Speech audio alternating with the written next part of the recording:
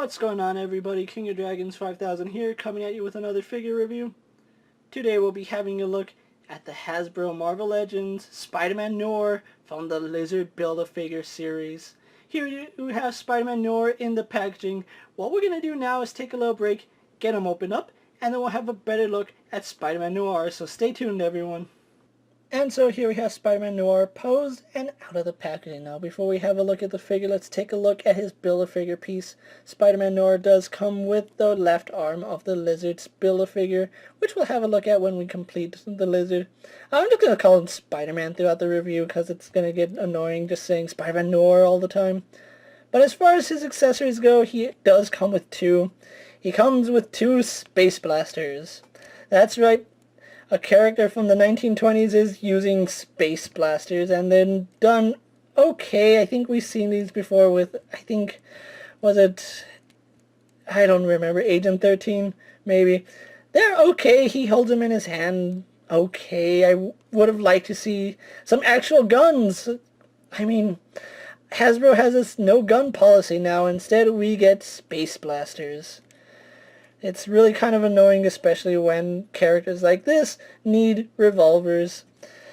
But that's just my personal opinions on that.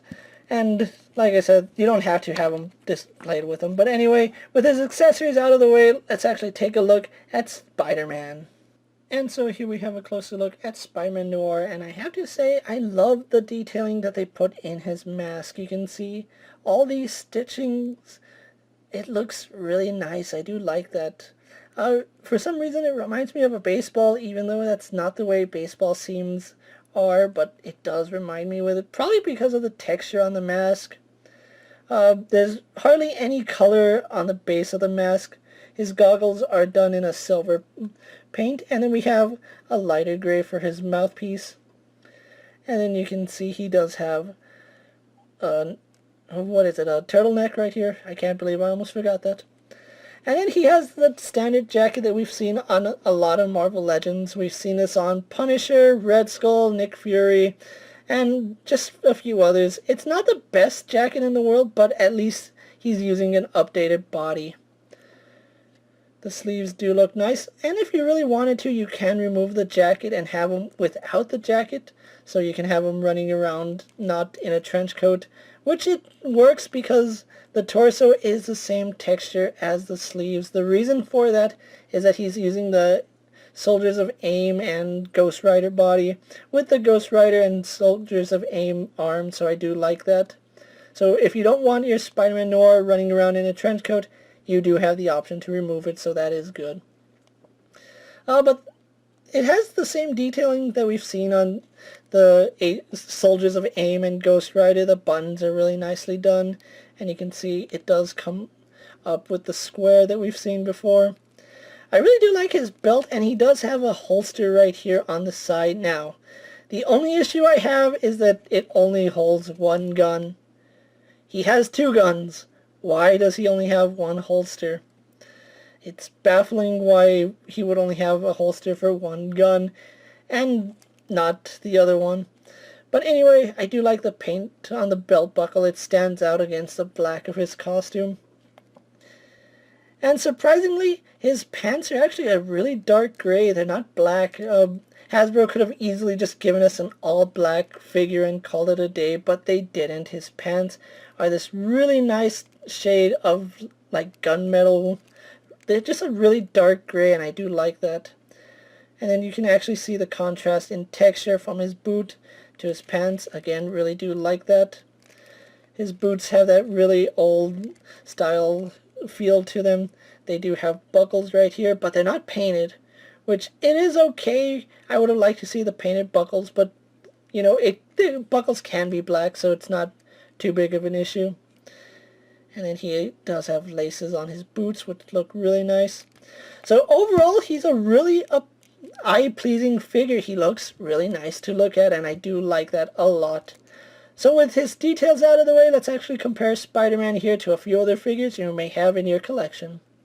And so here we have Spider-Man Noir posed next to a Marvel Legends Cyclops and a Marvel Legends Pizza Spidey. Here we have Spider-Man Noir posed next to the Symbiote Spider-Man and the Toys R Us 2-pack Spider-Man. So with the comparisons out of the way, let's actually move on to his articulation. He does have the standard Marvel Legends articulation, although some of it is hindered just because of the way his arms are sculpted, and we'll get into that in a little bit. His head is on a ball joint, and he does go up and down, does tilt side to side, and of course swivels. Neck is on a hinge, so he does look back about that far. He does look forward quite a bit. I do like the range on his head. I really do love that.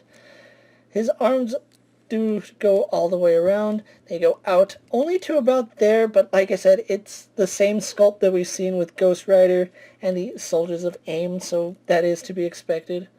He does swivel at the bicep, double jointed at the elbow. He does swivel and hinge at the wrist, although that's a really stiff joint, so do be cautious on moving his wrists. Ab crunch goes back about that far, but it comes forward because of the trench coat. And then he does crunch about that far, does swivel at the waist. Legs do go forward to about there.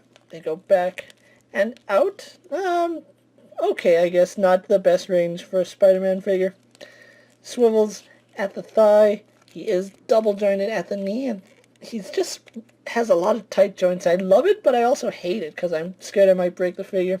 He has a hinge in the ankle which goes back and forward, and you can hear those detents in the ankle.